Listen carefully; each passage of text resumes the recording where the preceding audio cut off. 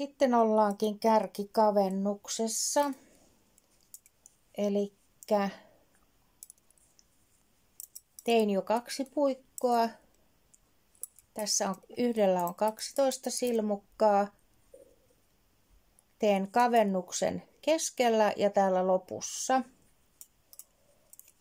Eli 1, 2, 3, 4, 5 ja 6 neulotaan yhteen. Sitten 1, 2, 3, 4 oikein. Ja 5 ja 6, eli viimeiset silmukat tältä puikolta yhteen.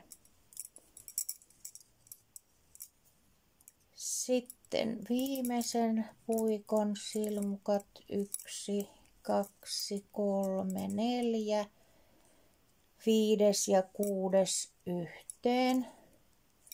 1, 2, 3, 4, 5 ja 6 yhteen. Tässä oli välisilmukoita 4, eli nyt teen 4 kerrosta suoraan oikeaa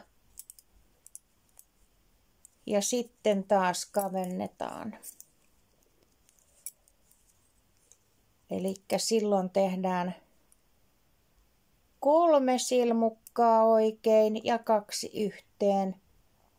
3 silmukkaa oikein ja 2 yhteen ja sen jälkeen 3 välikerrosta, ettei tule liian jyrkkä kavennus. Ja sitten tehdään taas 2 silmukkaa oikein, 2 yhteen, 2 silmukkaa oikein, 2 yhteen. Ja sitten tulee 2 välikerrosta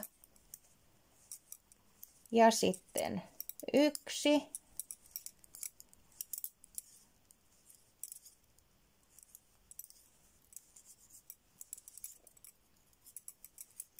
Ja siitä sitten katsomme seuraavassa videossa lopun.